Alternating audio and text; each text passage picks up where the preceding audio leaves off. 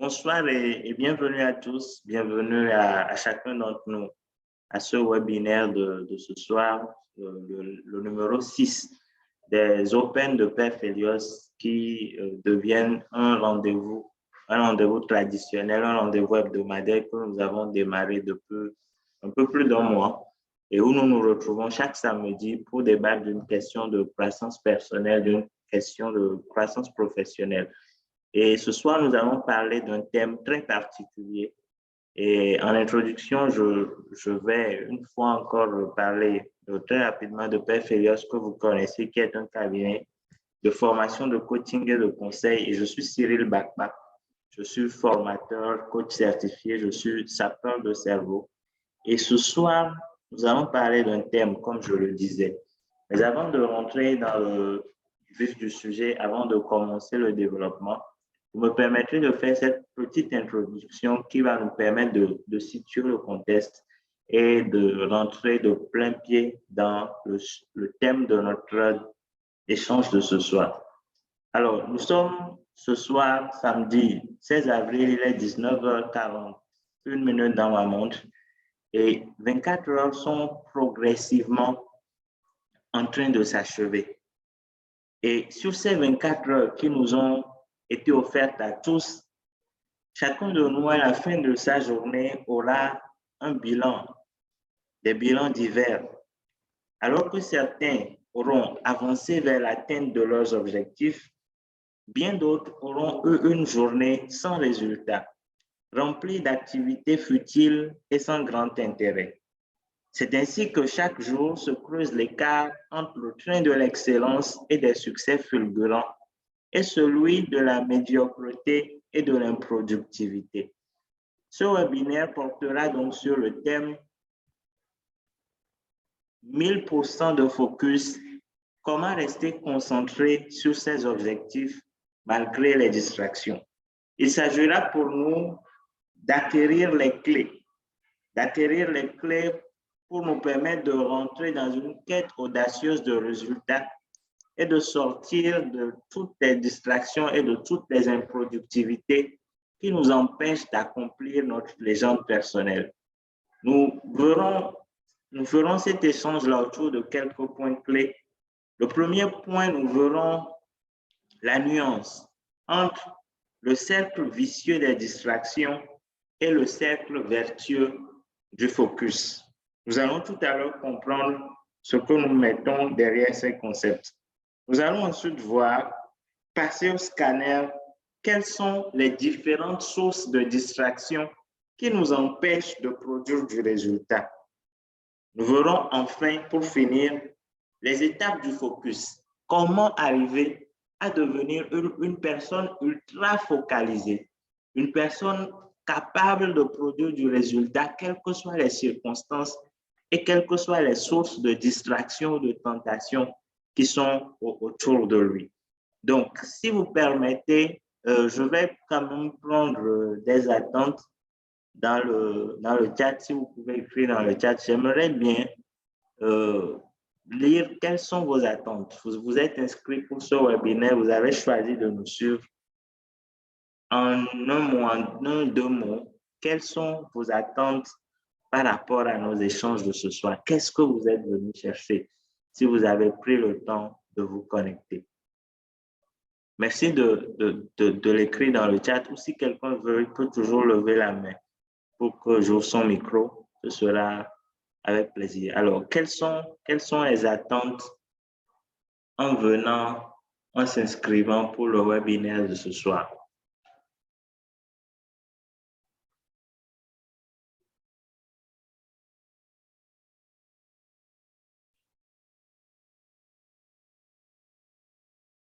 Est-ce que quelqu'un veut partager ses attentes?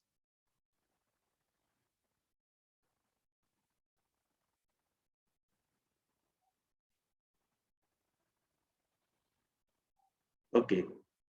Alors, je lis une attente qui dit arriver à atteindre mes objectifs journaliers. Donc, au quotidien, pouvoir arriver à atteindre vos différents objectifs. Je crois que vous êtes au bon endroit. Et à la fin du webinaire, nous verrons ensemble si vous avez obtenu les clés qui vous permettent de maintenant pratiquer et améliorer ce que vous faites déjà certainement pour produire plus de résultats. Donc, nous n'avons pas énormément de temps. Oui, nous n'avons pas énormément de temps, on va avancer. On va avancer dans le vif du sujet, puis ça nous permettra d'avoir beaucoup plus de temps pour avoir des échanges éventuellement lorsque vous aurez des questions. Alors, nous commençons par la notion de cercle vicieux et de cercle vertueux. Et ce soir, nous sommes dans une relation duelle entre d'un côté les distractions et les sources de distraction et de l'autre côté le focus.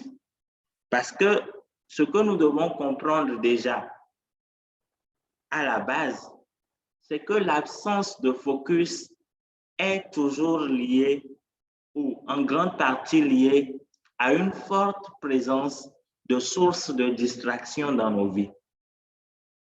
En d'autres termes, ma capacité à me focaliser est fonction de ma capacité à pouvoir faire face aux sources de distraction qui sont autour de moi et à pouvoir limiter l'effet de ces sources de distraction sur moi. Et la question que quelqu'un peut se poser, et nous n'allons pas perdre du temps dessus, mais je vais l'effleurer très rapidement, c'est qu'est-ce que nous entendons par le focus? Le focus, c'est cette capacité à pouvoir rester concentré sur le chemin qu'on s'est défini. C'est cette capacité à pouvoir mettre toute notre énergie sur des activités clés en même de nous permettre de produire du résultat. Et donc, plus mon énergie est concentrée sur quelque chose, plus je suis focalisé sur la chose.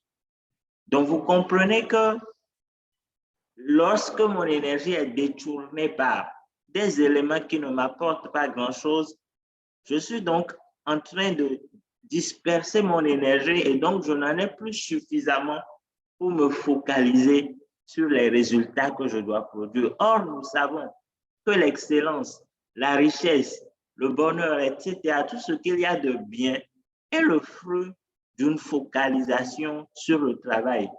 Vous n'allez pas pouvoir produire du résultat si vous n'êtes pas focalisé sur quelque chose. Vous n'allez pas pouvoir y arriver. Je vous partagerai, avant que nous n'allions au troisième point, je vais faire recours à mon dernier livre, Chaque crise est une opportunité. Je vais trouver un passage que je vais nous lire pour que nous puissions comprendre en fait à quel point le focus est important. Mais déjà, nous allons parler de la notion de cercle vicieux, des distractions et du cercle vertueux du focus. Je vais présenter les schémas que je vais commenter et qui vont nous aider à comprendre ces deux notions. Alors, nous allons voir dans un premier temps le cercle vicieux de la distraction. Et ce schéma que vous voyez là, vous voyez en haut la distraction, au centre, la distraction. C'est quoi les distractions? Nous allons le voir dans le second point. Mais nous entendons par distraction tout ce qui ne nous est pas utile, tout ce qui ne nous apporte aucune valeur ajoutée, mais qui nous prend du temps. Et lorsque nous nous installons dans une vie où les distractions nous prennent du temps, la résultante de cela, c'est le second point du cercle, c'est que nous rentrons dans un manque de temps. C'est-à-dire que je suis là, je me dis, ah, je manque du temps pour faire ceci ou cela. Mais en réalité, je vois que je ne produis pas du résultat. J'ai l'impression d'être occupé, mais je remarque que je ne produis pas du résultat. Pourquoi? Parce que je ne suis pas occupé aux bonnes choses. Et donc, la conséquence, c'est que je manque de temps, les distractions me prennent du temps et la résultante, c'est que je suis frustré. Je suis frustré, donc j'ai mal en moi-même. Et ça encore, c'est pour les personnes qui sont conscientes. Est-ce que tout le monde voit voit l'écran. Je vous lis dans le chat qu'on ne voit pas le schéma. Est-ce que c'est vrai? Est-ce que les autres voient le schéma?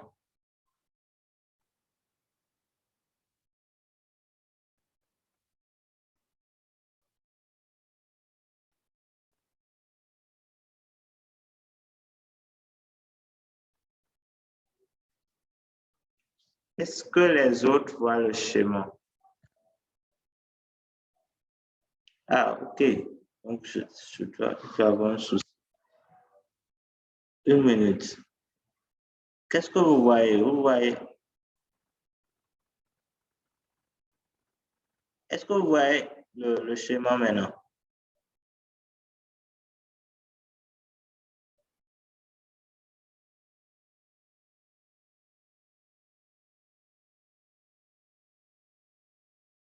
Ah bon?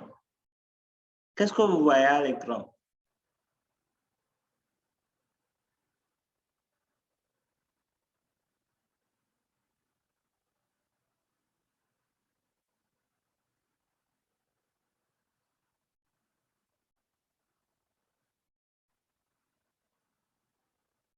Ah, ok. Bon. Est-ce que c'est bon?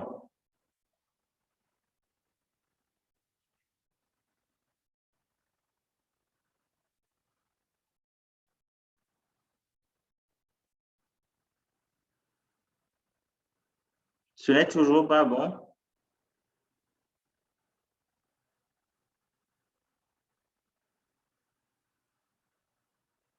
Ah bon? C'est bizarre. Une minute pour que je... Alors, je vais carrément arrêter.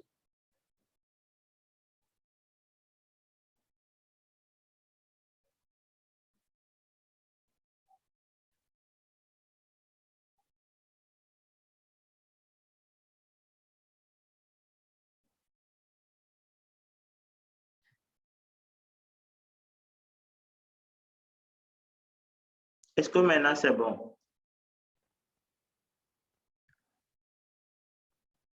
D'accord. Merci beaucoup. Merci d'avoir signalé. D'avoir signalé. OK. Donc, super. Donc, je peux revenir à l'explication. Donc, je disais que nous sommes là dans le schéma qui présente le cercle vicieux de la distraction, où nous avons au centre les distractions. Et je disais que les distractions, ce sont toutes ces choses-là qui nous prennent du temps et qui nous empêchent de produire du résultat. Et lorsque ces éléments-là nous prennent du temps, la conséquence, naturellement, c'est que nous manquons de temps. Or, quand nous manquons de temps, lorsque nous sommes conscients et que nous voulons arriver quelque part, nous ressentons au fond de nous-mêmes une certaine frustration parce que nous nous rendons compte que le temps est en train de passer, les années sont en train de passer, mais je ne suis pas au niveau de résultat que je veux produire. Et lorsque nous ressentons cette frustration, c'est quoi la conséquence? Parce que je suis frustré, je vais encore retourner me distraire pour évacuer la frustration. Donc finalement, je m'installe dans un cercle vicieux où je me distrais, je manque de temps, je suis frustré, je retourne me distraire, je manque du temps, je suis frustré, je retourne me distraire. Et dans ce cercle vicieux-là, je peux passer plusieurs années. Je vais être dans une absence de résultat et je vais rester frustré pendant toutes ces années-là. Et ma vie va stagner et à un moment donné, je vais commencer par regresser.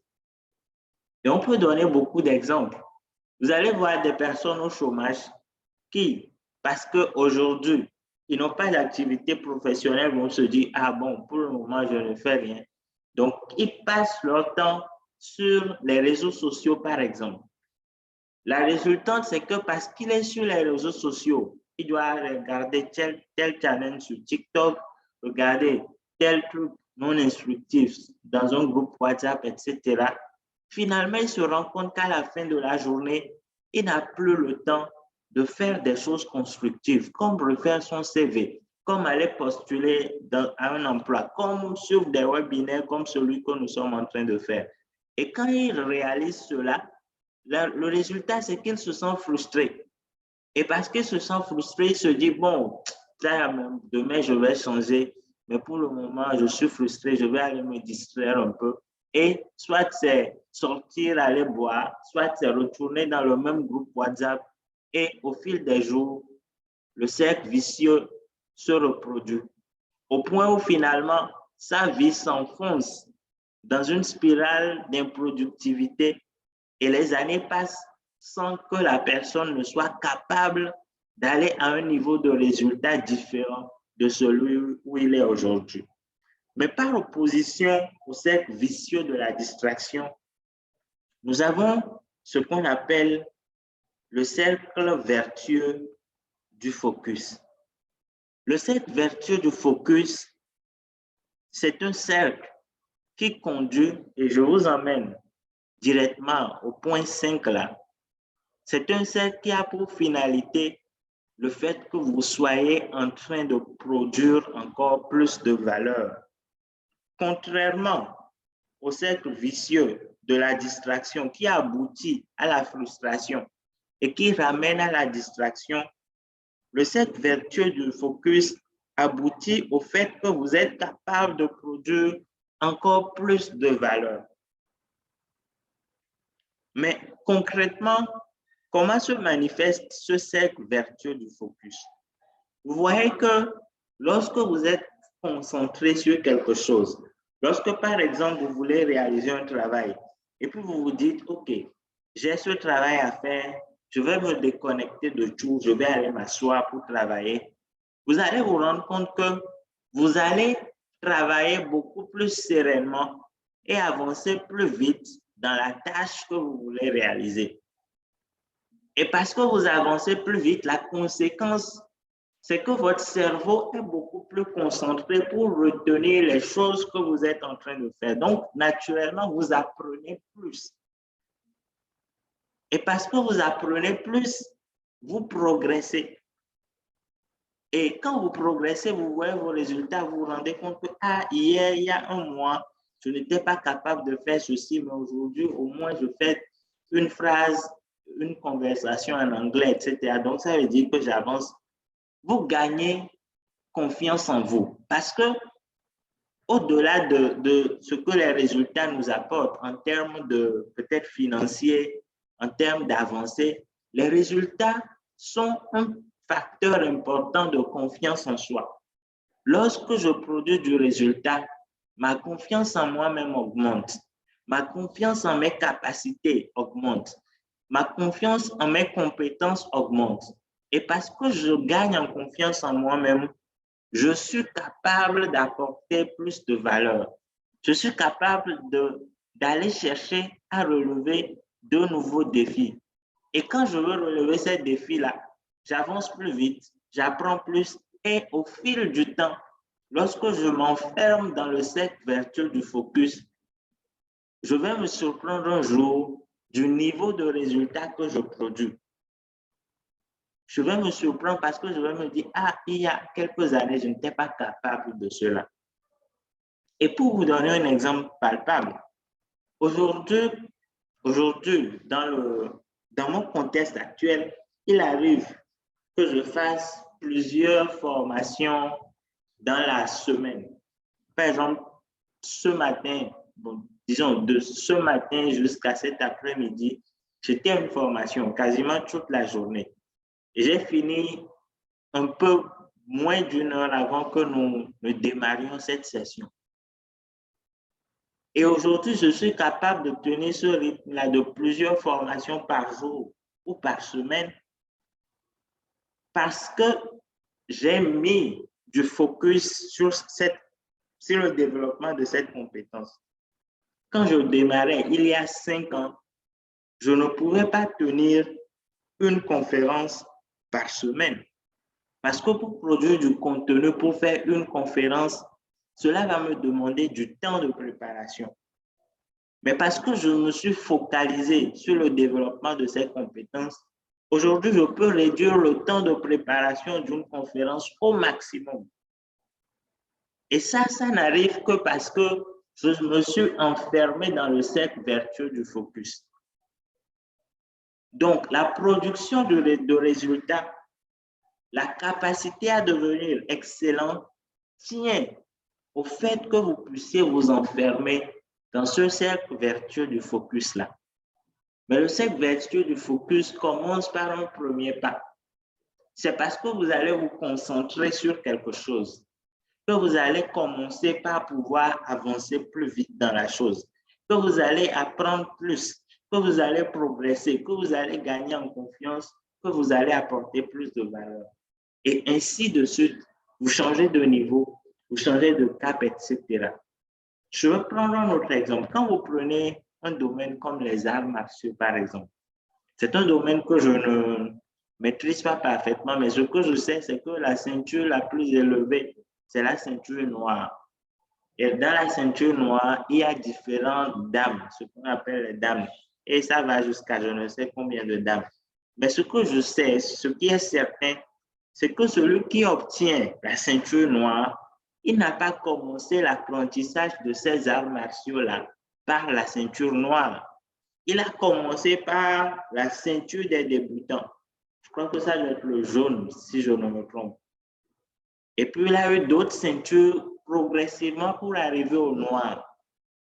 Ça veut dire que lorsque vous vous concentrez sur quelque chose, lorsque vous mettez votre focus sur la chose, lorsque vous voulez avancer, il n'y a pas de raison pour que vous n'y arriviez pas. Mais cela demande de pouvoir sortir du cercle vicieux, des distractions et de s'enfermer dans le cercle vertueux du focus. Vous n'avez aucun autre choix si vous voulez produire du résultat. En tout cas, si vous voulez produire de bons résultats sur la durée, il n'y a pas d'autre choix. C'est quelque chose que je dis avec beaucoup de... C'est catégorique, quoi. Vous n'avez aucun autre choix. Vous pouvez faire des résultats à peu près. Quand vous travaillez aujourd'hui, vous attendez 6 mois pour faire encore un peu, etc. Vous allez faire des résultats à peu près.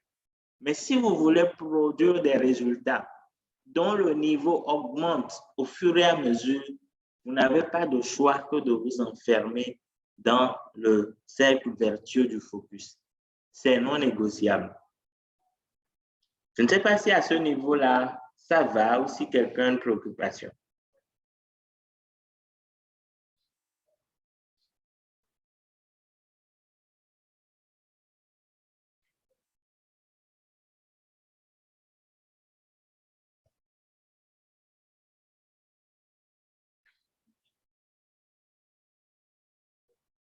Est-ce que ça va?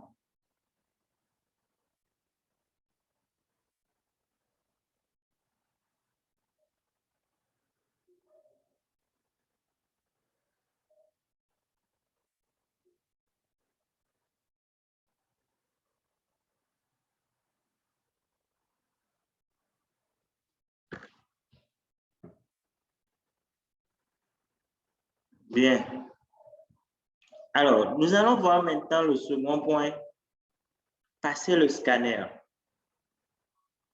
Quand nous parlons de cercle vicieux des distractions, en opposition au cercle vertueux du focus, nous comprenons que notre choix, c'est le focus et pas les distractions. Mais comment savoir si ma vie est remplie de distractions? Il faut que je puisse passer le scanner pour y voir quelles sont les distractions qui s'y trouvent. Mais pour que je puisse même reconnaître quelles sont les distractions qui s'y trouvent, il faut que je connaisse les différents grands types de distractions qui existent. Et c'est ce que nous allons voir dans cette seconde partie. Alors, il existe deux grands types de sources de distraction que l'on peut appeler, dans un autre jargon, les voleurs de temps. Parce que nous avons dit, lorsque nous présentions le cercle vicieux de la distraction, que le résultat des distractions, c'est un manque de temps. Donc, vous verrez dans d'autres documents, par exemple dans Time is not money, mon livre, j'en ai parlé sur le thème les voleurs de temps. Vous verrez dans d'autres documents également utiliser le jargon voleur de temps. Mais en réalité, on peut encore les appeler des sources de distraction. Parce que ce sont ces éléments-là qui vous empêchent de vous concentrer pour produire du résultat. Et quels sont ces éléments? Je disais qu'on les catégorise en deux grandes parties. Les sources de distraction internes et les sources de distraction externes. Les sources de distraction internes, ce sont les sources de distraction qui se trouvent au fond de vous-même, et qui vous empêchent de vous concentrer. Les sources de distraction externes, ce sont celles qui sont dans votre environnement, qui sont hors de votre personne et qui, elles aussi, vous empêchent de vous concentrer sur la production de résultats.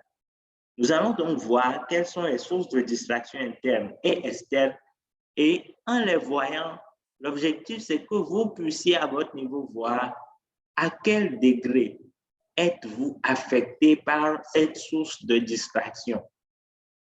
Êtes-vous concerné par la source de distraction que nous sommes en train de voir? Si oui, à quel degré?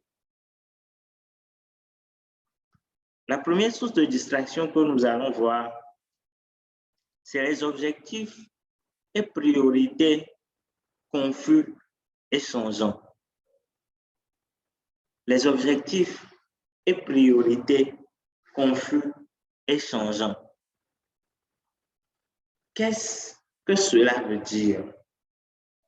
Vous ne pouvez pas avoir meilleure illustration que l'image que nous avons à côté.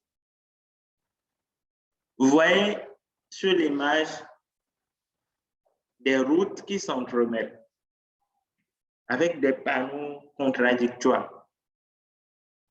Et lorsque quelqu'un prend sa voiture et s'engage sur une route comme ça, nous sommes d'accord que cette personne aura du mal à arriver à destination.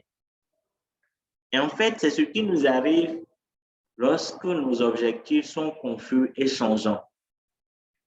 Vous allez voir quelqu'un aujourd'hui va vous dire que actuellement là, mon objectif, c'est d'arriver à créer mon entreprise.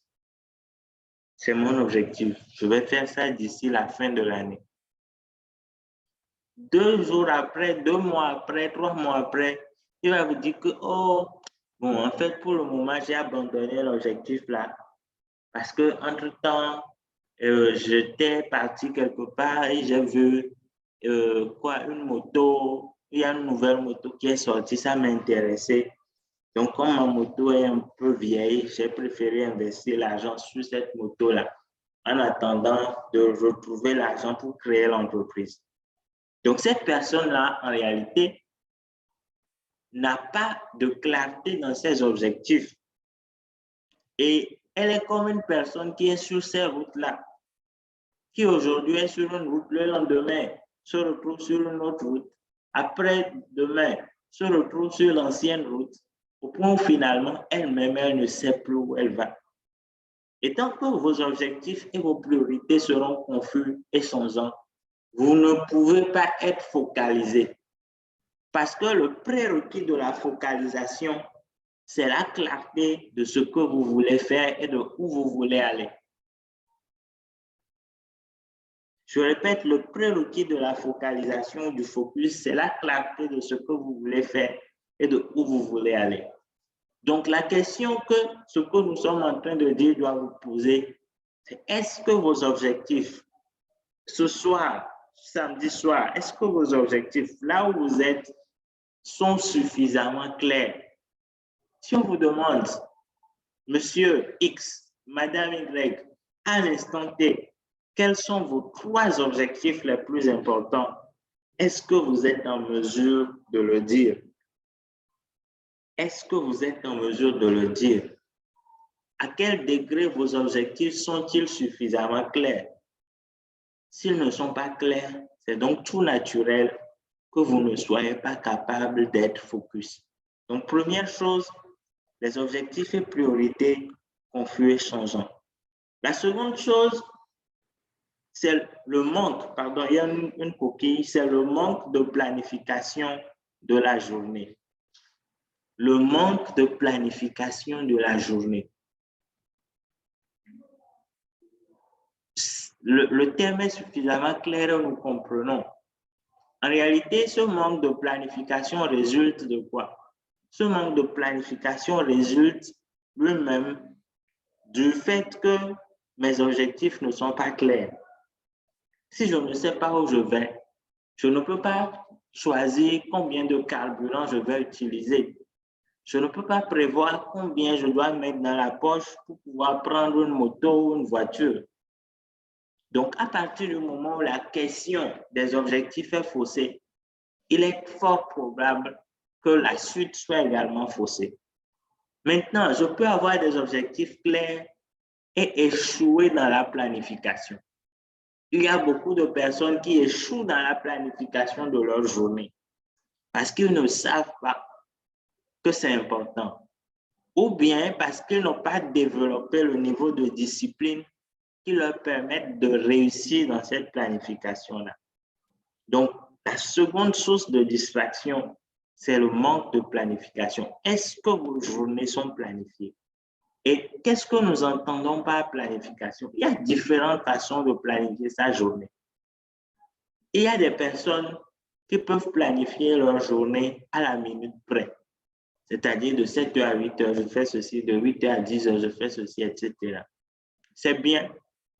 C'est peut-être l'idéal, mais vous n'êtes pas forcément obligé d'utiliser ce niveau de planification. Vous pouvez simplement planifier votre journée en définissant des créneaux en rapport avec vos grands objectifs. C'est-à-dire, j'ai 24 heures de temps dans ma journée. Je sais que pour aujourd'hui, mes grands objectifs, c'est de faire mon webinaire de ce soir, c'est de faire ma formation du matin, c'est de lire, je ne sais pas, 10, 20 pages d'un livre. C'est mes 3 grands objectifs de la journée. C'est eux que je cale dans une période de temps donné. Ça veut dire qu'une fois que je les ai calés, j'ai du temps pour faire les autres choses. Et ce temps pour faire les autres choses-là, je peux maintenant les répartir sur des activités beaucoup plus accessoires. Donc, mon emploi du temps n'est pas organisé de 6 heures du matin jusqu'à minuit, minute par minute, mais quand même, les tâches les plus importantes ont un créneau qui leur est défini. Les autres tâches peuvent s'interchanger sur les créneaux restant disponibles. Donc, tout dépend de la façon dont vous décidez de planifier votre journée, mais vous devez avoir un plan. Troisième source de distraction, le perfectionnisme et les détails excessifs. Il y a des personnes qui veulent si bien faire les choses que finalement, ils ne font rien. Et ça, c'est un piège qui parfois provient de l'éducation. Il y a ce qu'on appelle en psychologie, en psychologie, les drivers ou les messages contraignants. Ce sont des messages auxquels nous avons été exposés pendant notre enfance et qui sont devenus pour nous comme une seconde nature. Et dans les drivers, il y a un message en particulier qui dit « sois parfait ». Le « sois parfait », c'est le type de message que reçoivent les personnes à qui leurs parents ont toujours demandé « tu dois être le meilleur, tu dois être parfait, tu dois toujours être parfait, tu dois être… » Au point où ces personnes-là, enfermées dans ce désir de perfection, n'arrivent plus à rien faire. N'arrivent plus à rien faire. Mais en réalité, pour produire du résultat, la production de résultats commence par l'action. Je vais vous donner un exemple. Lorsque vous allez à l'école, vous prenez 2 étudiants, 2 élèves. Il y a examen. L'un ne vient pas à l'examen ou ne compose pas. L'autre vient composer, il a 5 de moyenne. Entre ces deux personnes, vous conviendrez avec moi que celui qui a composé est plus avancé que celui qui n'a pas composé. Pourquoi? Parce que lui, au moins, il a vu les preuves. Parce que lui, au moins, il s'est essayé, il connaît son niveau. Il sait ce sur quoi il doit se corriger. Mais la personne qui n'a pas passé l'examen, non seulement elle n'a pas vu les preuves, elle n'a pas essayé, elle ne sait pas où elle se trouve, etc. C'est exactement le schéma du perfectionniste. Le perfectionniste a peut-être de belles idées, il a de beaux plans, etc. Mais il n'a jamais rien fait. Et parce qu'il n'a pas fait des choses, il ne peut pas apprendre de ses échecs, apprendre pour s'améliorer. Si vous attendez d'être prêt pour agir, ce que vous devez savoir, c'est qu'on n'est jamais prêt. Et lorsque vous êtes enfermé dans le piège du perfectionnisme, vous devez vous sortir de ce piège-là. Et parfois, cela demande un accompagnement pour pouvoir progressivement se libérer de ce piège-là. Mais ce qu'il nous faut retenir ce soir, c'est que c'est l'un des pièges, c'est l'une des sources de distraction interne qui empêche d'arriver au focus. La deuxième grande partie, en ce qui concerne les sources de distraction externe, nous allons en voir trois également. Et cette source-là, il n'y a même pas besoin de la citer. Parce que nous savons tous aujourd'hui quel est l'impact et quel est le ravage de cette source de distraction sur la majorité des personnes, en l'occurrence les jeunes. Aujourd'hui, s'il était possible d'évaluer le temps passé, il y a des applications qui permettent d'évaluer le temps passé sur les réseaux sociaux. Si on installait cette application-là dans le portable de beaucoup de jeunes, vous allez réaliser qu'il y a des jeunes, des personnes qui peuvent passer depuis le matin 6 heures qu'ils sont réveillés. S'ils ont la possibilité d'avoir un Wi-Fi, c'est qu'ils sont connectés de 6 heures à minuit quand ils vont se coucher. Mais en fait, le problème, ce n'est pas de se connecter aux réseaux sociaux. Moi-même, je suis permanemment connecté. Le problème, c'est qu'est-ce que je vais y faire? Est-ce que ce que je vais y faire est en lien avec les objectifs et les priorités que j'ai définis? Lorsque ce lien n'existe pas, nous sommes dans une source de distraction. Et pour beaucoup de personnes, ce lien n'existe pas. Pour une première raison, ils ne savent même pas quels sont leurs objectifs. Ensuite, pour une seconde raison, ils préfèrent s'amuser plutôt que de travailler. Et quand vous rassemblez ces deux raisons, vous les mettez ensemble, vous voyez aujourd'hui l'une des plus grandes bombes dans la vie de beaucoup de personnes. C'est cette dépendance-là aux réseaux sociaux. C'est cette dépendance-là au fait de s'afficher, d'avoir des likes, d'avoir je ne sais pas, les retours des gens sur WhatsApp, dans des groupes, faire des audios interminables, etc. C'est cette dépendance-là qui empêche beaucoup de jeunes de produire du résultat.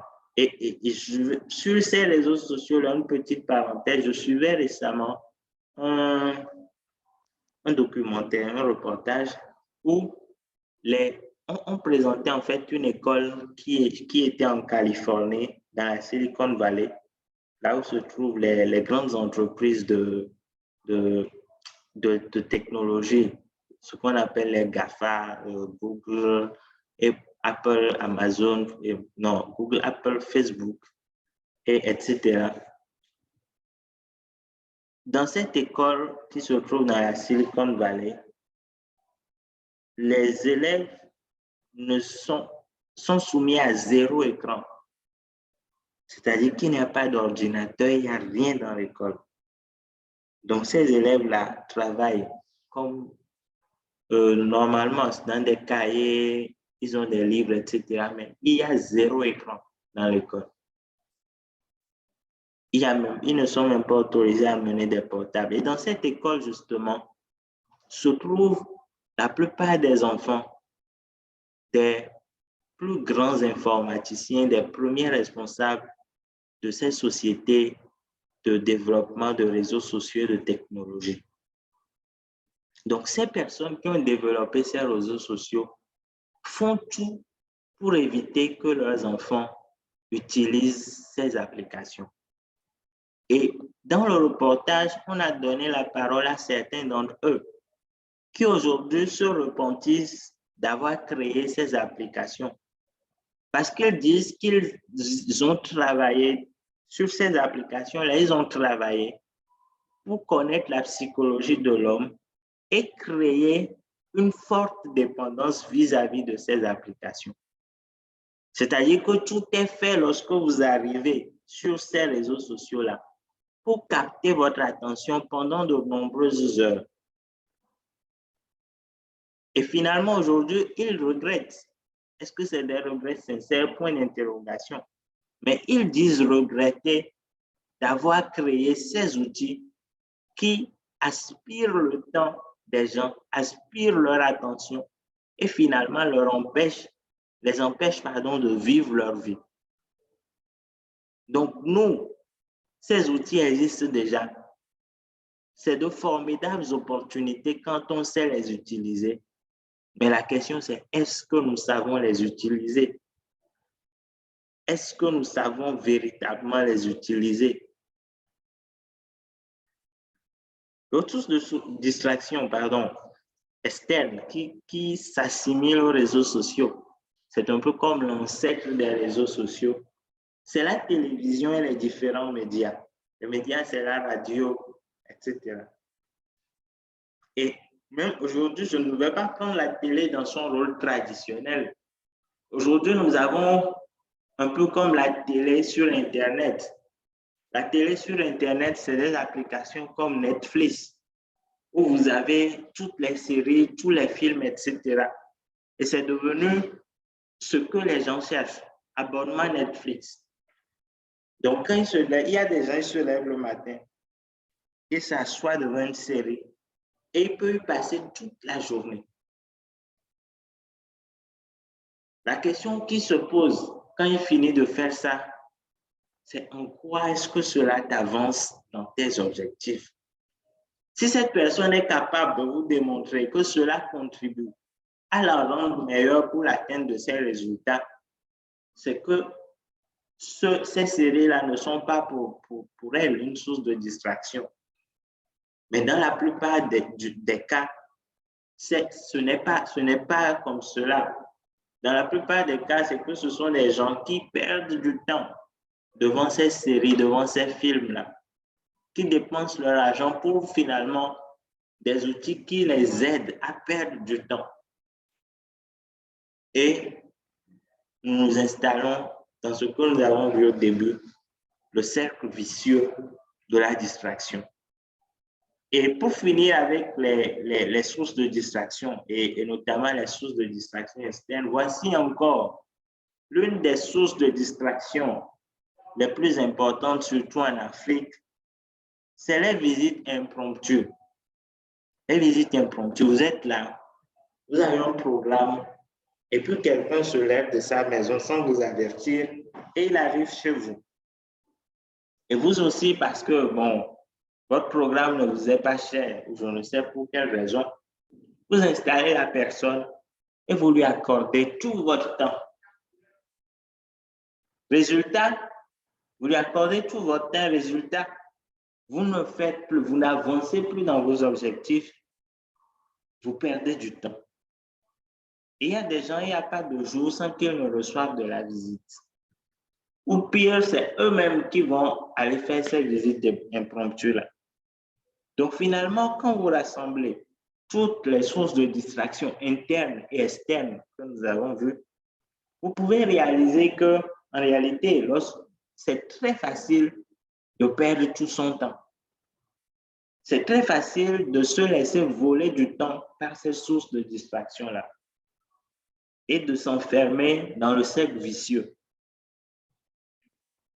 Et seules les personnes qui arrivent à devenir excellentes, seules les personnes qui arrivent à se démarquer sont capables de briser, sont capables de limiter l'effet de ces sources de distraction pour rentrer dans un plein focus. Donc, l'intérêt en présentant ces sources de distraction-là, c'est que vous puissiez évaluer pour vous ce qu'il en est. Pour vous demander de 0 à 5, à quel point suis-je victime de cette source de distraction? Si le niveau est élevé, qu'est-ce que je fais pour m'en sortir?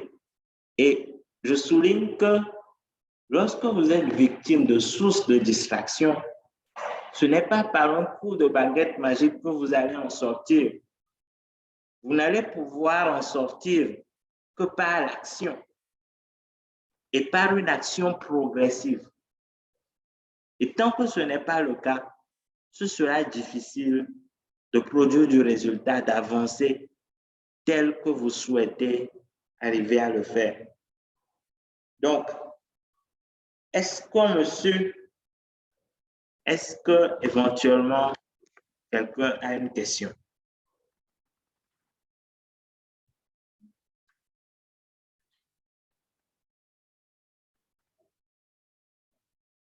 Question?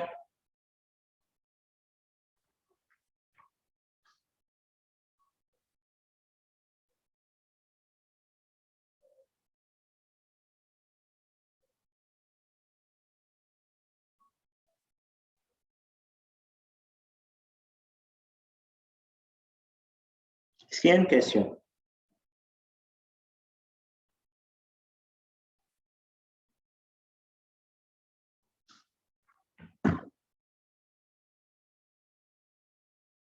Pas de question. D'accord. Alors, nous allons maintenant voir, pour finir, les étapes du focus. Quelles sont, lorsque je veux arriver à être focus,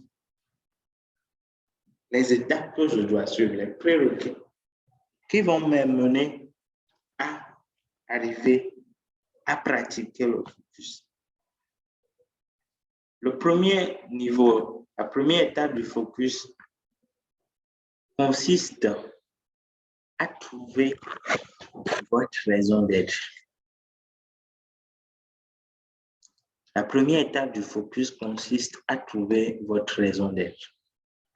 La raison d'être d'une personne, c'est le but pour lequel cette personne a été créée, le but pour lequel cette personne vit. Et nous avons dit dans les sources de distraction interne qu'il y a comme grande source de distraction interne les objectifs et priorités mal définis. Mais ce que nous devons comprendre, c'est que nos objectifs ne se définissent idéalement qu'à partir de la connaissance de qui nous sommes et de notre but. Et ce but va permettre de déterminer une vision. Cette vision va permettre de déterminer des objectifs à long, à moyen, à court terme. Et donc, lorsque je souhaite être focus, je dois pouvoir prendre du temps pour travailler ma raison d'être, pour pouvoir l'identifier. Et quand je ne vais pas faire cela, je vais avoir du mal à définir les autres choses, comme les objectifs que je dois suivre, comme ma vision, comme les plans que je veux élaborer. Donc, le travail sur sa raison d'être, un peu comme le travail de connaissance de soi, est une étape fondamentale, primordiale, lorsque l'on souhaite produire du résultat, lorsque l'on souhaite rester focus. J'ai eu l'occasion de travailler avec beaucoup de personnes sur leur raison d'être. Et j'ai pu observer à quel point leurs résultats ont changé, leur focus a changé quand ils ont su le pourquoi ils étaient faits. Et justement, dans ce cadre-là, nous allons lancer dans quelques jours un programme entièrement dédié à la question de la raison d'être. Comment trouver sa raison d'être? C'est notre nouveau programme, nous y travaillons. Je pense que d'ici le webinaire de samedi prochain, nous allons pouvoir vous en dire plus. Mais déjà, si vous souhaitez rester focalisé, vous devez trouver votre raison d'être. Vous devez trouver pourquoi vous êtes sur Terre. Vous devez trouver ce but-là qui va vous permettre de vous lever chaque jour et de payer le prix de la douleur, de payer le prix des sacrifices pour avancer. Donc, notre programme arrive dans quelques jours. C'est un super programme sur 2 mois d'activité avec les meilleurs outils pour trouver sa raison d'être. Et à la fin du programme, vous saurez qui vous êtes et ce à quoi vous êtes destiné de façon immanquable. Donc, première étape, lorsque nous voulons être focus, nous devons trouver notre raison d'être. La seconde étape, c'est que nous devons élaborer notre plan de croissance personnelle. Ce plan de croissance personnelle découle de notre raison d'être. Lorsque je sais pourquoi je suis né, à quoi je suis destiné, pourquoi je suis fait, je peux être à même de savoir quels sont les axes sur lesquels je dois concentrer mon énergie. Quelles sont les compétences que je dois me concentrer à développer? Quels sont les domaines dans lesquels je dois concentrer mes talents pour pouvoir produire du résultat? Et donc, ce sont toutes ces questions-là qui vont me permettre d'élaborer un plan. Nous avons mis plan de croissance personnelle, mais c'est beaucoup plus large que le plan de croissance personnelle. Parce que le plan de croissance personnelle se limite au développement des compétences. Mais le plan que vous devez élaborer, c'est un plan qui vous permet d'aller produire du résultat. Donc, le plan de croissance personnelle y est compris, mais ça va au-delà de ça. Vous devez élaborer un plan sur la base de votre raison d'être. Vous devez définir votre vision. Votre vision va vous permettre de définir vos objectifs. Vos objectifs vont vous permettre maintenant de définir le plan. Ce plan-là doit contenir l'ensemble des ressources nécessaires pour atteindre des objectifs. Le délai dans lequel vous souhaitez atteindre les objectifs. Les personnes, par exemple, les ressources humaines, c'est dans les ressources, vous pouvez les sortir, les personnes, les partenaires dont vous avez besoin pour avancer dans la réalisation et l'atteinte de vos objectifs. Donc, c'est tous ces éléments-là mis ensemble qui vont vous permettre, quand vous vous levez le matin, de pouvoir vous dire, voici ce que j'ai à faire aujourd'hui. Je le fais pour aller dans telle direction et donc je vais concentrer toute mon énergie pour le faire. Vous prenez quelqu'un comme Usain Bolt qui se prépare pour une compétition. Quand il se lève le matin, lorsque les sportifs préparent des compétitions, lorsque les athlètes préparent des Jeux olympiques, nous avons eu des Jeux olympiques en 2021, c'était les Jeux olympiques pour 2020. Normalement, il y a les Jeux olympiques à Paris en 2024. Et ceux qui veulent aller gagner des médailles à Paris en 2024 ont déjà élaboré leur plan de préparation qui couvre les années de maintenant jusqu'à 2024. Et dans ce plan de préparation, ils définissent quelles sont les compétitions auxquelles ils vont participer, quelles sont celles auxquelles ils ne vont pas participer, quels sont les stages d'entraînement où ils vont aller, etc. De sorte à arriver aux Jeux olympiques dans la meilleure forme possible. En réalité, nous, dans les autres domaines, si nous n'arrivons pas à produire du résultat excellent, c'est que nous nous levons chaque matin et puis nous pensons que les résultats vont arriver par accident. Vous êtes chef d'entreprise, vous êtes dans un domaine donné. Quel est votre plan? Quel est votre plan d'un point de vue individuel? Quel est le plan que votre entreprise utilise? À quel horizon est-ce que vous faites vos efforts? Quelle est la raison d'être derrière ces efforts-là? C'est beaucoup de questions auxquelles vous devez répondre, soit seul, soit accompagné. Vous êtes une personne en situation de recherche d'emploi.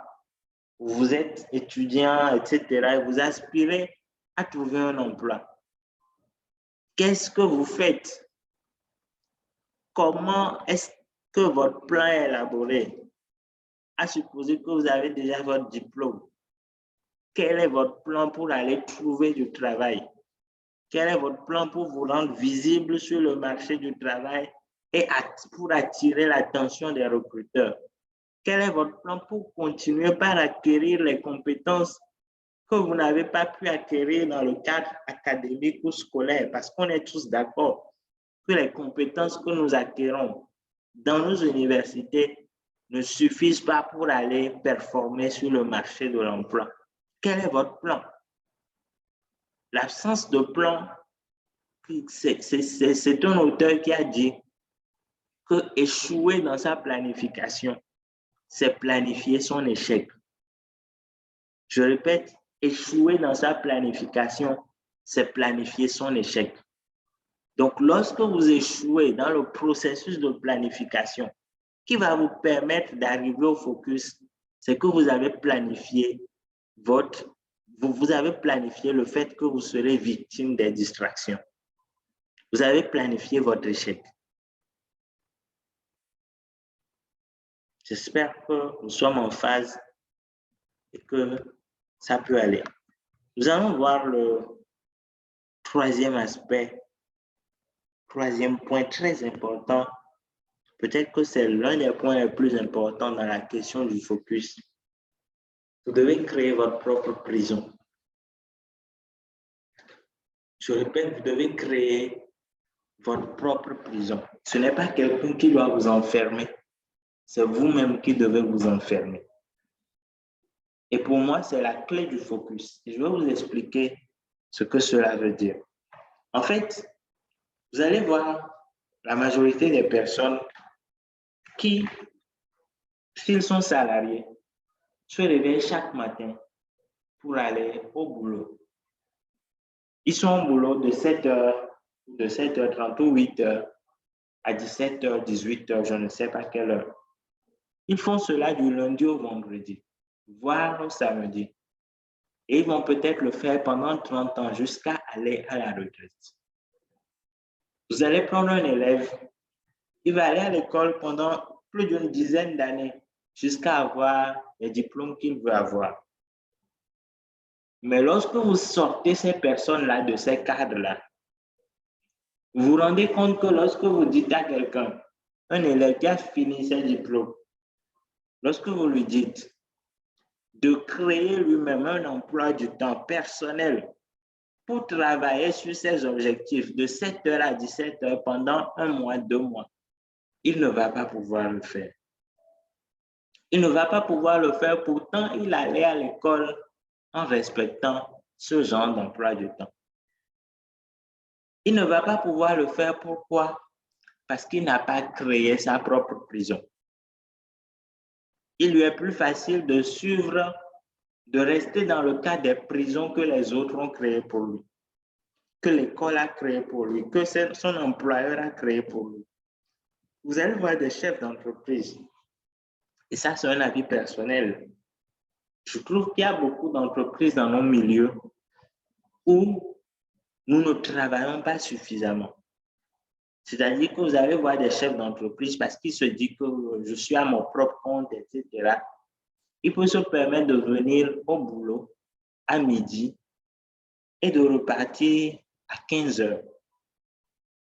Ou bien il vient à 8h. Et puis à midi, il dit que un ami m'a appelé, je vais aller boire.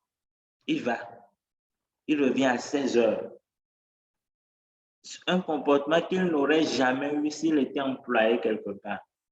Mais parce qu'il se dit, et c'est l'une des illusions même, quand on arrive dans l'entrepreneuriat, c'est de se dire que je suis à mon propre compte, donc je suis libre de faire ce que je peux. Mais ce que nous devons comprendre, c'est qu'une personne qui veut être excellente, une personne qui veut produire du résultat, doit comprendre que la liberté, au sens où nous l'entendons comme la volonté de faire ce qu'on veut sans limite, cette liberté-là est son ennemi. La liberté, au sens de faire ce que je veux, comme je veux là, cette liberté est votre ennemi. Parce que votre organisme est programmé pour rechercher le plaisir.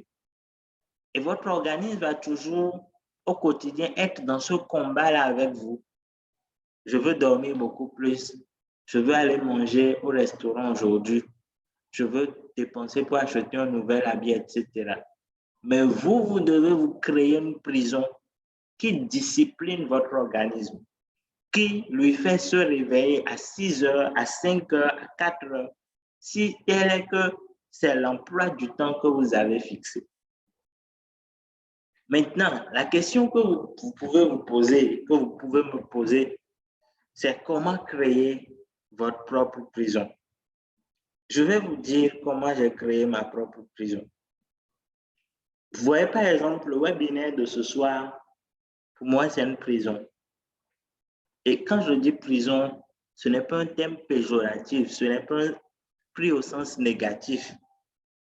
Mais le webinaire de ce soir, par exemple, pour moi, c'est le genre de prison que je crée. Je m'explique. En fait, en décidant de faire des formations chaque samedi soir, déjà, je m'oblige à préparer des formations chaque semaine. Donc, ça m'oblige à faire un travail donné, première chose. Seconde chose, ça m'oblige à consacrer mes samedis soirs à travailler avec des gens. Troisième chose, ça m'oblige à produire du contenu chaque semaine.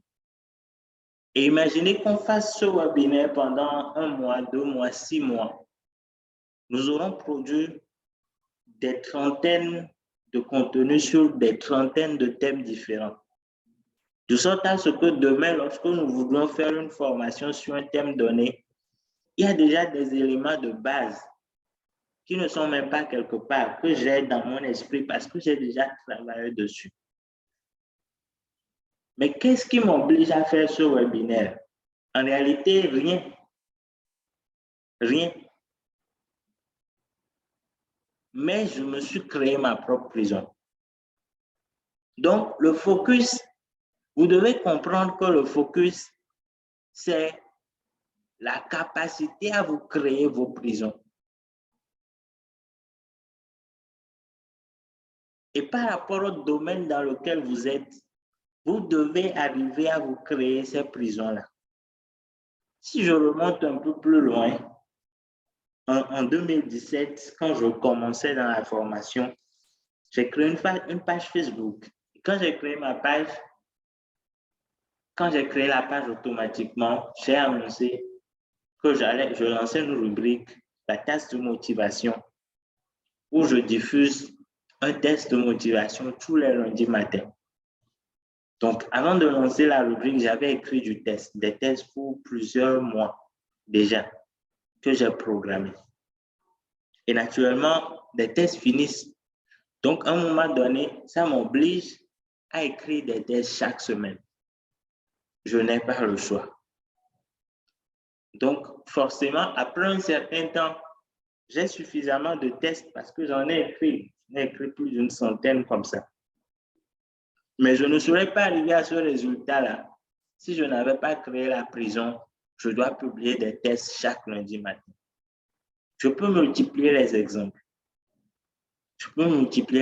Les gens vont me demander, comment tu fais pour être discipliné, etc. Je vous disais tout à l'heure que en tout cas, j'ai participé à une formation où j'ai formé peut-être de 9 h à midi, où j'ai assisté au reste de la formation jusqu'à 17 h au moins.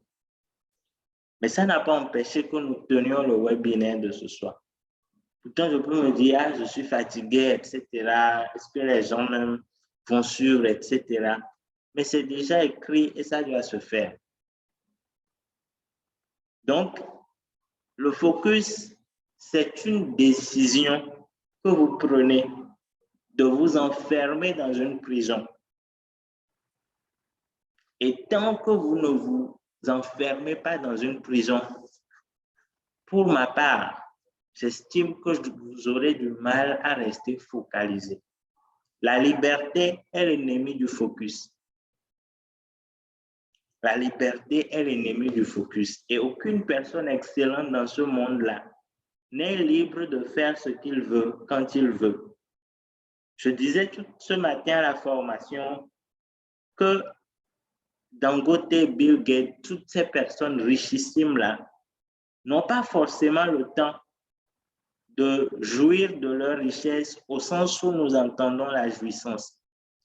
C'est-à-dire que ces personnes ne peuvent pas décider pendant 3 mois, par exemple, d'aller rester sur une île, sur une plage quelque part. Pourtant, ils en ont largement les moyens. Mais ils savent que la production de résultats ne leur permet pas cela. Mais nous sommes enclins lorsque nous avons un petit 5 francs, un petit 1000 francs, 10 000, que nous sommes partis à la plage. Que bon, j'ai trop travaillé, donc je vais prendre congé. Parce qu'on a eu un petit contrat de 100 000, 1 million, donc on va prendre congé pendant 2 semaines. Est-ce que nous voulons vraiment produire du résultat? Est-ce que nous voulons vraiment être focalisés? La question, chacun doit se la poser. Le dernier élément, je pense, oui, par rapport aux étapes du focus, c'est le fait de soigner nos connexions. Soigner nos connexions. Qu'est-ce que ça veut dire, soigner nos connexions? Soigner nos connexions, c'est d'abord par rapport à nous-mêmes. Tout ce que j'ai décrit tout à l'heure, vous ne pouvez pas le faire si vous n'avez pas un profond amour pour vous-même et pour les résultats que vous devez produire. Je répète, vous ne pouvez pas le faire si vous n'avez pas un profond amour pour vous-même et pour les résultats que vous devez produire. Vous arrivez à vous enfermer dans une prison, dans la prison dont j'ai parlé tout à l'heure, que parce que vous n'êtes pas satisfait de votre situation actuelle et vous ne dormez pas sur vos lauriers. Le jour où vous serez satisfait, le jour où vous direz, oh, ma vie est déjà suffisamment belle, je n'ai plus besoin de faire des efforts, vous ne pourrez plus rester dans la prison de la production des résultats. Donc, soigner vos connexions, c'est d'abord par rapport à vous-même. Quelle est votre connexion en vous-même? Quel amour avez-vous pour vous-même? Au-delà, c'est la connexion à l'être supérieur qui vous a créé, Dieu. Et ça, c'est selon les croyances de chacun. Mais vous devez savoir que, en tout cas, pour ce qui concerne moi, mes croyances, vous devez savoir que vous n'êtes pas le fruit d'un accident. Ce n'est pas parce que bon, vous êtes trop beau, bien, je ne sais pas. Je ne sais pas quel exemple vous donner, mais ce n'est pas parce que Dieu n'avait rien à faire qu'il s'est dit, bon, le monsieur là, je vais l'envoyer sur terre. Ou la dame là-bas, elle aussi, elle n'a qu'à aller se promener là-bas. Ce n'est pas ça. Dieu vous a envoyé pour apporter des réponses précises à des questions précises dans des domaines donnés. Dieu vous a envoyé pour que vous puissiez progresser. Dieu vous a envoyé pour que vous puissiez vivre, vous sentir épanoui, faire une expérience, une belle expérience terrestre. Donc, si vous êtes conscient, je vais donner un exemple en même temps pour vous expliquer. Prenez par exemple quelqu'un, un ambassadeur qu'on a envoyé dans un pays. On l'a envoyé dans un pays en mission. Donc, il représente son pays dans le pays en question. Et puis, il arrive dans le pays et au lieu de s'intéresser aux ressortissants du pays, à ce pourquoi on l'a envoyé, il se rend compte qu'il y a beaucoup de bars dans son nouveau pays et qu'on y vend des bières qui l'intéressent. Donc, au lieu d'aller faire ce pourquoi il a été envoyé, il se promène dans les bars pour son plaisir, pour dire que la vie est belle. Qu'est-ce qui va se passer? C'est qu'à un moment donné, on va le rappeler. On va le juger indigne de la mission qu'on lui a confiée. En fait, c'est exactement la même chose. Nous sommes des ambassadeurs de celui qui nous a envoyés, de celui qui nous a créés. Et à cause de cela, nous ne pouvons pas être ici et ne pas produire du résultat. À cause de cette considération-là, je ne peux pas me lever et passer toute une journée remplie de distractions. Parce que j'ai été envoyé avec un agenda. C'est pour ça qu'au début, j'ai dit, trouvez votre raison d'être. C'est votre agenda. Donc, parce que vous avez été envoyé avec cet agenda-là, vous devez faire en sorte de créer les conditions de réalisation de l'agenda. Donc, le fait de baigner dans les distractions, c'est aussi un dysfonctionnement de notre connexion avec celui qui nous a créés. C'est une méconnaissance de la mission pour laquelle nous avons été suscités. Et ça, c'est suffisamment grave. C'est pour ça que dans les étapes du focus, c'est dit que la première étape, c'est trouver sa raison d'être. C'est très important de trouver sa raison d'être. Ensuite, nous devons soigner nos connexions avec les personnes qui sont autour de nous, notre entourage propre. J'ai dit tout à l'heure que quand je veux créer une prison, le webinaire de ce soir, si j'avais envoyé un mail pour dire je suis fatigué, ma journée est chargée, donc nous ne pouvons plus la tenir, je ne vous ai pas respecté. Je ne vous ai pas respecté. Cela veut dire que je ne soigne pas ma connexion avec vous. Mais j'ai besoin de vous pour créer ma prison. Et par le respect que j'ai pour vous, je dois m'obliger à être discipliné pour vous apporter les solutions que je suis capable de vous apporter. Donc, soigner vos connexions, c'est aussi avec les gens qui sont autour de vous. Si vous savez que vous manquez de discipline dans un domaine donné, allez prendre des engagements envers des gens par rapport à ce domaine-là. Si vous savez que vous avez du mal à être à l'heure, dites aux gens, nous allons avoir une réunion à 9 heures. Celui qui sera en retard aura une amende de 1000 francs. C'est vous-même qui avez fixé la règle. Vous serez à l'heure. Vous avez du mal à prendre un cours, etc. Créez un groupe d'amis. Dites-vous, chaque semaine, nous allons nous voir pour faire le point sur tel cours. Chacun aura présenté telle partie. Celui qui n'est pas à la hauteur, voici ce qu'il va subir comme sanction, comme amende.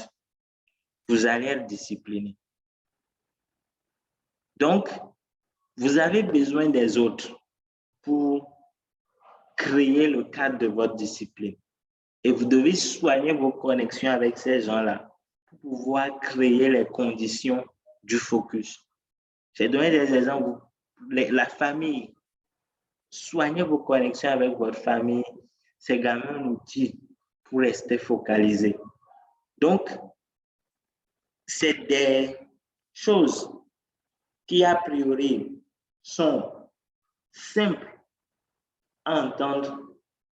Peut-être, ça peut paraître même simple, mais ce sont les clés. Ce sont les clés.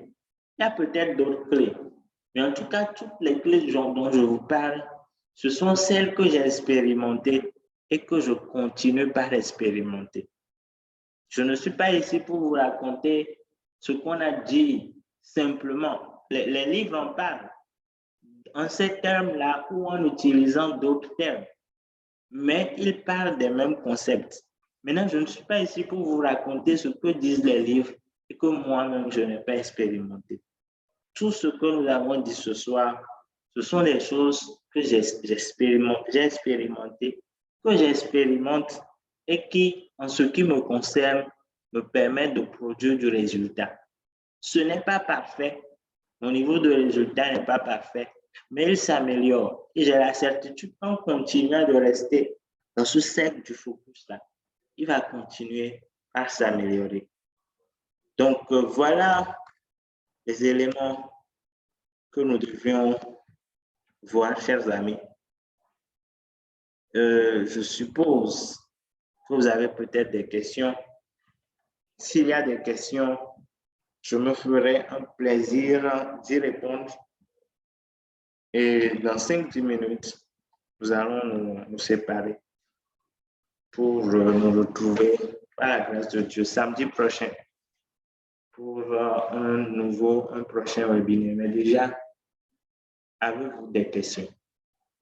Si vous avez une question que vous voulez la poser de vive voix, vous levez la main. Sinon, vous écrivez dans la discussion et je me ferai le plaisir de répondre à la question. Question, s'il vous plaît. Bon, naturellement, s'il n'y a pas de question, dites-le aussi pour qu'on puisse avancer.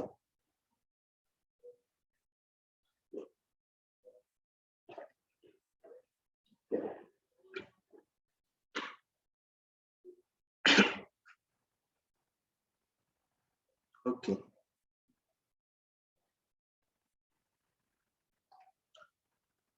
Monsieur Serge, je pense que c'est bon. Vous pouvez réactiver le micro. Ok, merci beaucoup, coach Cyril. Je tiens vraiment à vous dire un grand merci. Et merci pour la pertinence des idées développées tout au long de cette webinaire. J'ai une préoccupation concernant les distractions. On a noté au cours de cette conférence que les distractions font partie quand même des voleurs du temps. Oui. Alors que très souvent, après une longue journée passée dans les tâches, il faut quand même sortir de chez soi, prendre un peu d'air, se distraire. Ça permet, d'autres disent que ça permet quand même de se récréer, créer un peu d'espace dans le cerveau. Sinon, quand on est trop constipé, embobiné dans des tâches, c'est pas trop bien. Oui. Oui. Oui. Il y a l'exemple de Dangote où d'autres disent que Dangote, il dort pendant à peine 3 heures du temps ou bien 4 heures du temps, mais il travaille beaucoup plus. Mais dans son travail, il y a des temps de pause où il se distrait, il rit beaucoup, il est dans la bonne positivité, ce qui lui permet quand même de ne pas se fatiguer très vite. Vous voyez? Donc, quelle est vraiment la place de la distraction? Comment est-ce que vous, en tant que coach, vous suggérez la distraction à des personnes qui veulent vraiment travailler, atteindre leur objectif journalier?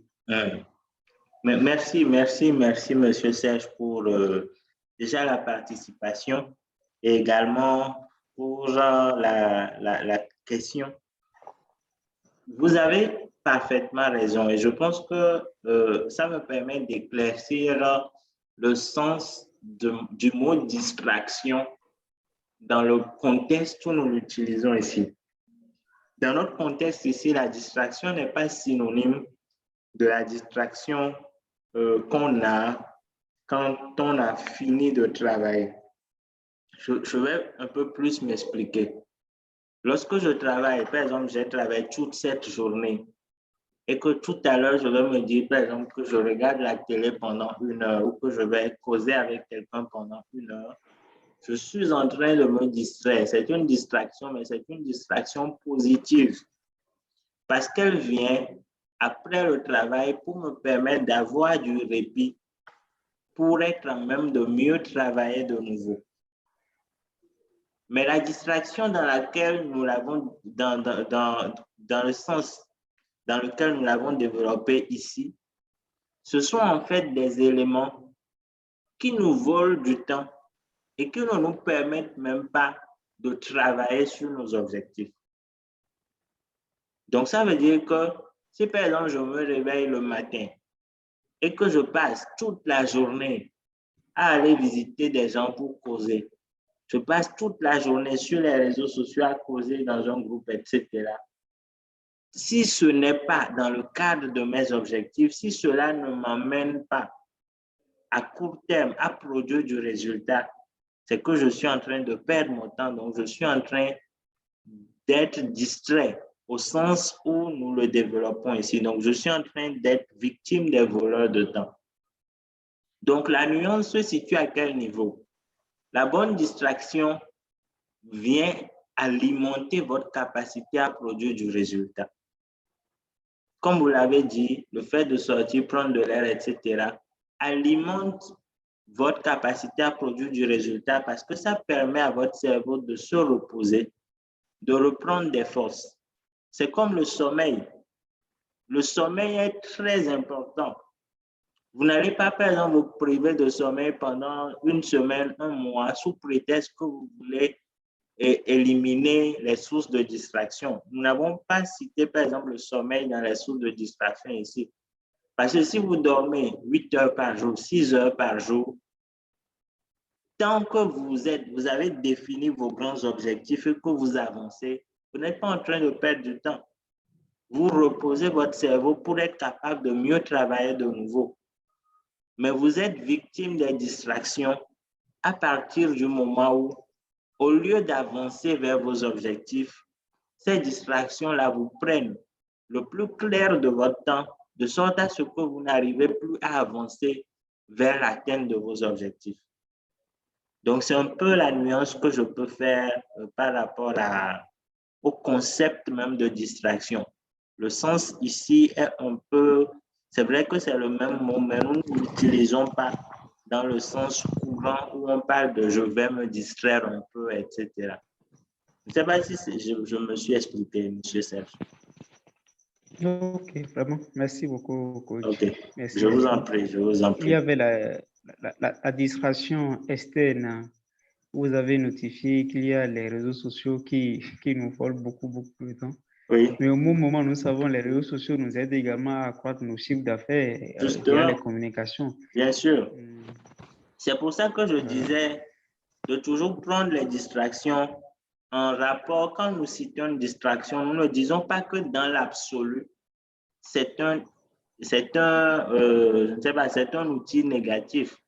J'ai dit dans le développement que chaque fois que ce que je fais sur les réseaux sociaux ne m'aide pas dans l'atteinte de mes objectifs, je suis en train d'être victime d'une distraction, d'un voleur de temps.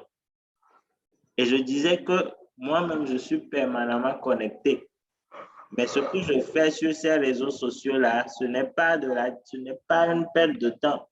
Je travaille sur ces réseaux sociaux. Donc, quand on cite les réseaux sociaux dans les distractions externes ou les voleurs de temps, vous devez vous positionner par rapport à vous et par rapport à vos objectifs. Est-ce que l'utilisation que je fais des réseaux sociaux m'aide dans l'atteinte de mes objectifs? Si la réponse est oui, ce n'est pas une distraction, ce n'est pas un voleur de temps. Si la réponse est non, c'est que c'est un voleur de temps. Ok, merci beaucoup. Donc voilà. Merci, Donc, en gros, votre vie doit être remplie des éléments qui vous permettent d'atteindre vos objectifs. Si je dois me résumer comme ça, votre vie doit être remplie en priorité des éléments qui vous permettent d'atteindre vos objectifs. Maintenant, après, vous n'êtes pas une machine. Je donnais l'exemple des milliardaires qui ne vont pas aller passer 3 mois sur une île, mais chaque année, ils ont des congés.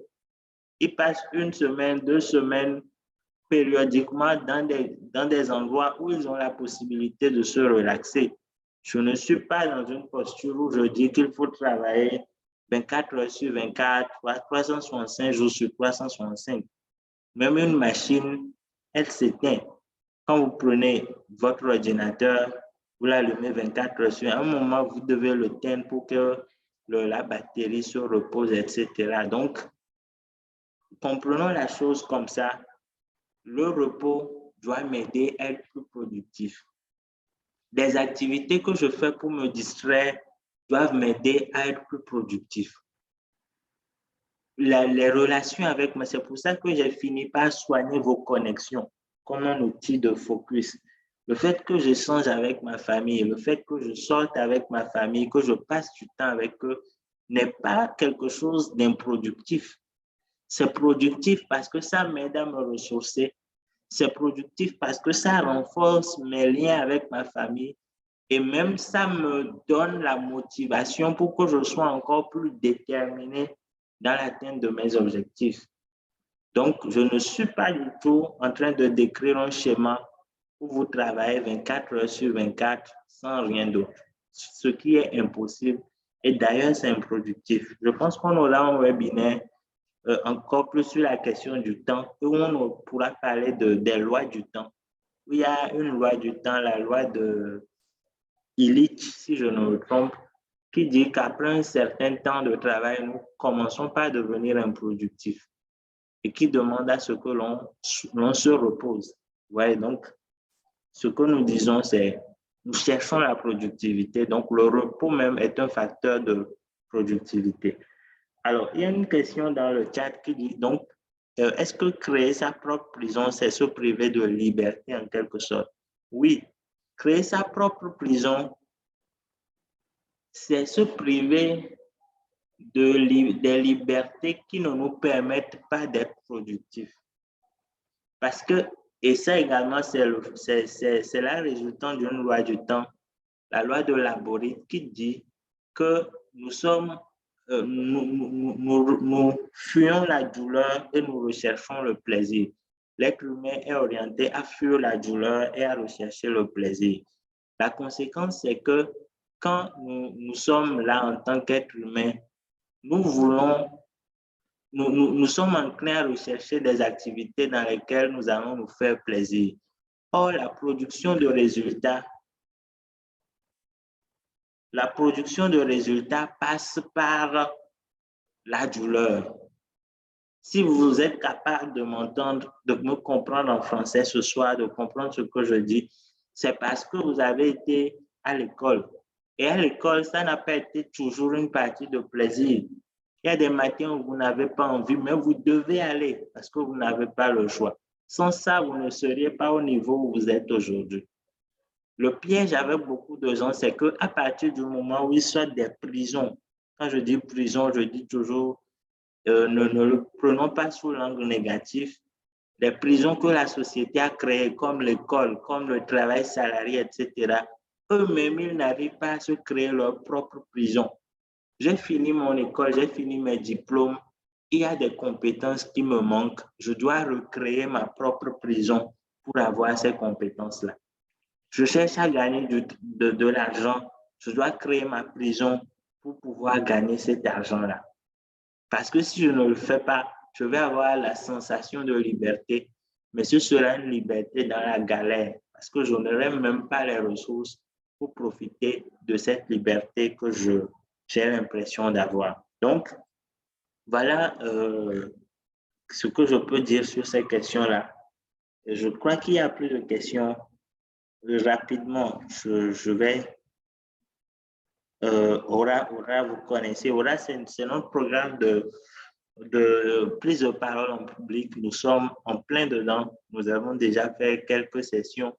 Nous aurons, le programme va finir certainement en juin, en début juin, le 4 juin.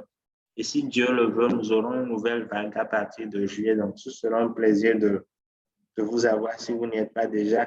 Nous avons un programme qui va commencer, en tout cas, dont nous allons commencer par parler la semaine prochaine, Inch'Allah, et qui va commencer en mai.